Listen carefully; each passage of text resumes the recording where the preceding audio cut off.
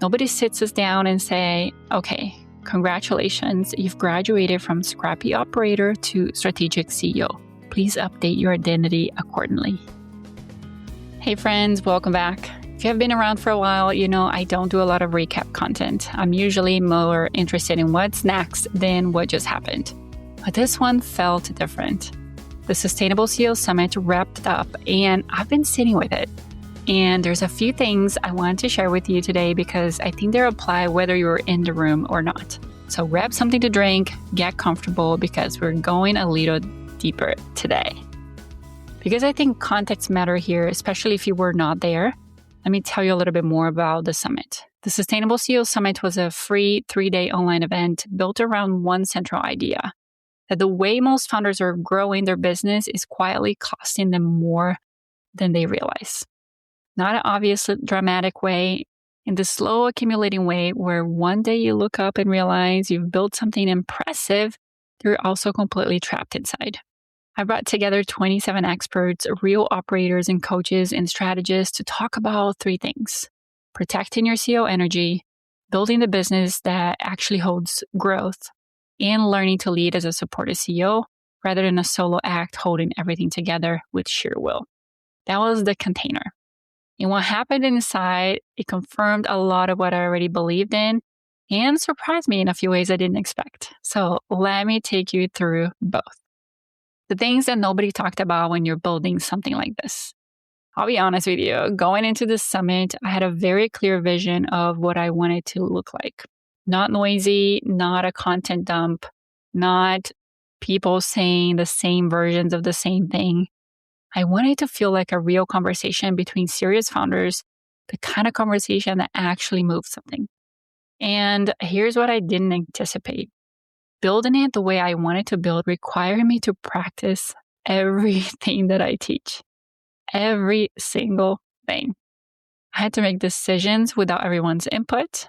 I had to hold standards without doing it all myself. I had to trust people I hadn't worked together with at this capacity before. I had to let things be imperfect in the middle, knowing they will come together at the end. And there were moments, honestly, where I wanted to take it all back and just handle it myself.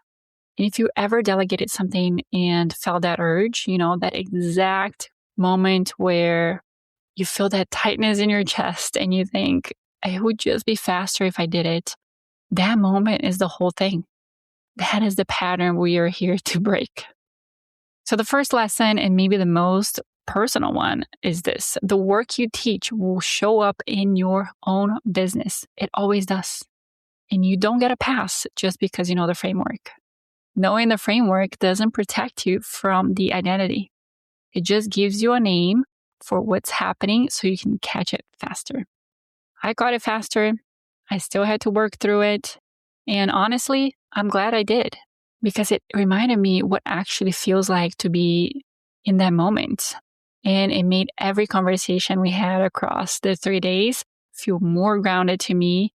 Not rhetorical, but real. So what building the summit taught me about standards? Let's dive into that. Here's something that came up for me personally that I think is worth naming it out loud. I have high standards, and you probably do too, or you wouldn't be listening to this. And one of the sneakiest ways high standards can work against you is when they live in your head. When your standards aren't documented or not communicated or not transferable, the only way to guarantee them is to stay personally involved in everything, which means every time you try to step back, something feels off. And if you interpret that as an evidence, then you can't handle things off. But what is actually happening is that your team doesn't have access to what is inside of your head. They're not failing you. They're working without a map. Building the summit forced me to externalize my standards in a way that I hadn't fully done before. And what does a good speaker intro sound like? What does a well-run session feels like? What does the attendee experience need to deliver? I had to answer those questions clearly enough so that other people could hold them without me being in the room. And that result wasn't lower quality. It was actually higher quality because multiple people were aligned around the same clear target instead of guessing at mine. That's the move most founders haven't made yet. Not delegating tasks, delegating clarity. making excellence transferable so it can happen without your hands on everything. Next, let's talk about what the summit confirmed about the founders we were talking to. One of the things that stood out most across every session, across every speaker, across every conversation we had was how consistent the pattern is. The founders in the room were not struggling because they weren't smart. They were not struggling because they didn't work hard. They were struggling because they built something real and then they never resigned the role that matched what they built. They were still operating like a person who started the business, not the person who needs to lead it now. That gap between the founder who built and the CEO who needs to lead, that's what the summit was really about at its core. And if you're listening to this and thinking, that sounds familiar, it should. Because most of us don't get a formal handoff. Nobody sits us down and say, okay, congratulations, you've graduated from scrappy operator to strategic CEO. Please update your identity accordingly. It just happens quietly. And suddenly you're doing all the things you've always did, but your business is bigger now. The stakes are higher and the costs of staying in that pattern are steeper than they used to be. The exhaustion isn't from working hard. It's from working hard at the wrong level. That's the thing I want you to really sit with, because a lot of founders interpret the tiredness and the exhaustion and the burnout as a sign that they need to work less. And sometimes, yes, but more often they need to work differently. They need to stop doing the things that should belong to their team, to their systems, to their structure, and start doing the things that only a CEO can do. The capacity doesn't come from doing less. It comes from doing the right thing. I'm going to say that again. Capacity doesn't come from doing less. It comes from doing the right thing. The three things I kept hearing underneath every conversation across the 3 days, we talked about protecting CEO energy, building the business to hold growth, and leading as a supportive CEO. And underneath all of it, three things that kept surfacing across every session, every speaker, and every conversation in the chat was, number one, the most founders are carrying more than they need to be. Not because they have bad teams or bad systems, and not because they haven't tried delegation before. A lot of people have. Because they haven't fully decided to put things down. There's still a part of them that believes that if they just stay close enough to everything, nothing will fall apart. And that belief cost them more than any missed system ever would. The carrying isn't just logistical, it's emotional. We don't realize that. It's the mental tab that is always open in the background, running through the to-do list, checking whether things are on track, noticing what hasn't been done yet. That tab doesn't close just because you hired someone. It closes when you make a real decision to let someone else own an outcome, not just execute a task. This episode is sponsored by the CEO Method, my proven system to help founders let go without things falling apart. Inside, you'll nail what to delegate, set a clear definition of done, and run a weekly rhythm that frees your calendar while keeping standards high. If you want a 3-day CEO schedule and a team that moves without handholding, go to accidentalceo.co/delegate-course. That's accidentalceo.co/delegate-course. The second thing was that the support structure comes before the freedom. This one I want to say slowly because it runs counter to how a lot of founders think about scaling. Most people think that when things slow down, I'll build a better system. When I have more margins, I'll get more support. More money, I can hire. When I'm less busy, I'll figure out the structure. But that is backwards. The support is what creates the margins. The structure is what creates the slowdown. You don't get breathing room and then build a container. You build a container and then get the breathing room to show up. Every founder who has ever made a real leap in their capacity did it by investing in structure before they felt ready, not after. The readiness comes from building the thing, not from waiting until conditions are perfect. And I know that it can feel risky. It can feel like you're spending energy you don't have on something that might not work. But the alternative is staying exactly where you are, doing exactly what you're doing, getting exactly the results you're already getting. And most of the founders that are in the room had already decided that that wasn't acceptable anymore.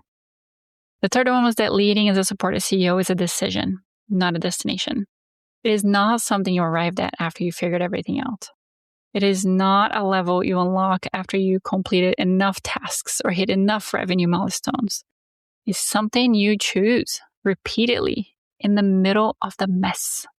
You choose to let someone else hold that task when you are not sure they will do it right. You choose to trust the process that you built even when you're tempted to abandon or just take over. You choose to stay in a CEO seat even when the operator seat is screaming at you to sit back down. It's a daily practice. It's a habit. The people who are doing it well are not the ones who stop feeling the pull. I still feel it every day. I've felt it a lot during the summit, and I teach on this. They're the ones who got better at not answering it.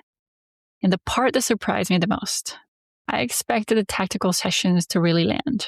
The system conversions, the delegation frameworks, the operational deep dives. And they did.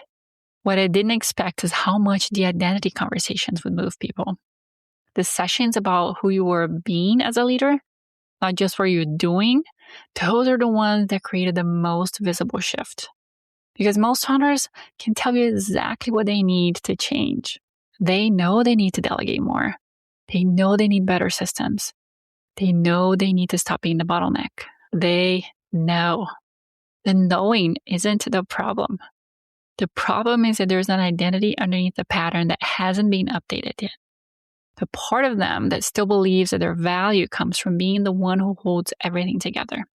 The part that learned a long time ago in business, or maybe even before, that the safest option is for you to handle it. That part does not respond to information. It doesn't care how good your systems are.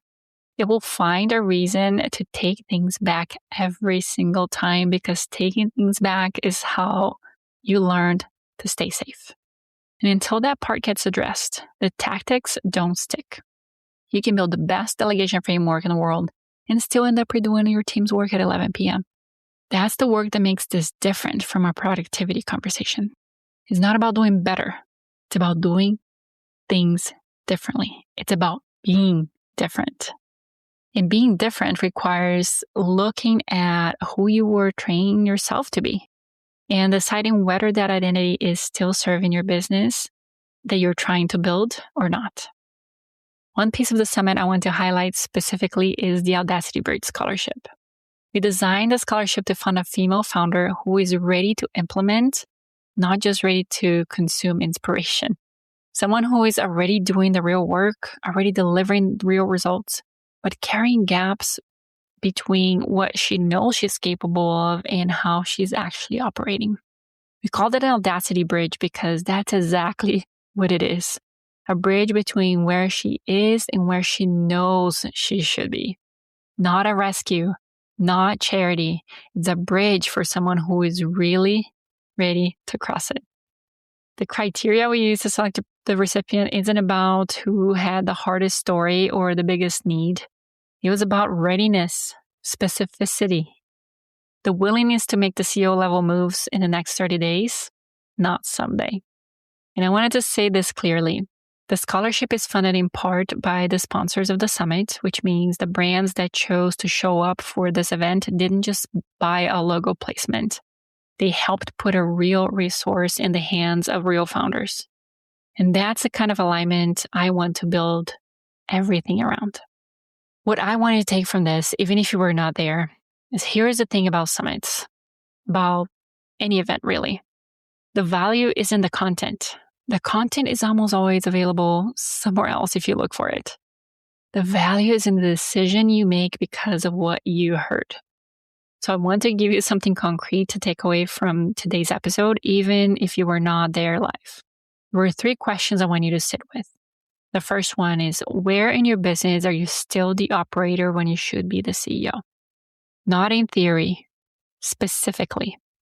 What tasks, what decisions, what area of your business are you still running because some part of you isn't fully decided to let it go? The second one is, What standards do you have that live in your head? What does excellent look like in your business that you've never actually written down or communicated clearly or made it transferable? Because if your standards are not transferable, your time will never be free. The third one is, what would you build or do or become if your capacity wasn't the ceiling? If your business had the structure you need to hold growth without holding your breath, what would you do with that space? Because the answer to that question is the real reason to do this work. Not to be less busy, not to have more time. It's to have more capacity for the things that actually matter to you, the things only you can do, the things that move your business forward in ways that no system or team member ever could. That is the CEO seat and is waiting for you. If today's episode resonates, share it with a founder who needs to hear it. And if you're ready to stop being the bottleneck in your own business, come find me at accidentalceo.co. There's always a next step there waiting for you. I'll see you next week. And that's a wrap for today's episode of the Accidental CEO podcast. Thanks for hanging out with us in the world where creativity and business strategy collide. I am Nata Salvatore, thrilled to have shared this time with you. Remember, every episode is a step closer to mastering the art of being an accidental CEO. So don't miss out. Hit subscribe, drop us a sweet review, and spread the word to your creative tribe. Your next big breakthrough could be just one episode away. Join us next time for more insights, laughs, and actionable tips. Keep pushing boundaries, dreaming big, and embracing the beautiful chaos of entrepreneurship. Here's to make magic happen in your business and beyond.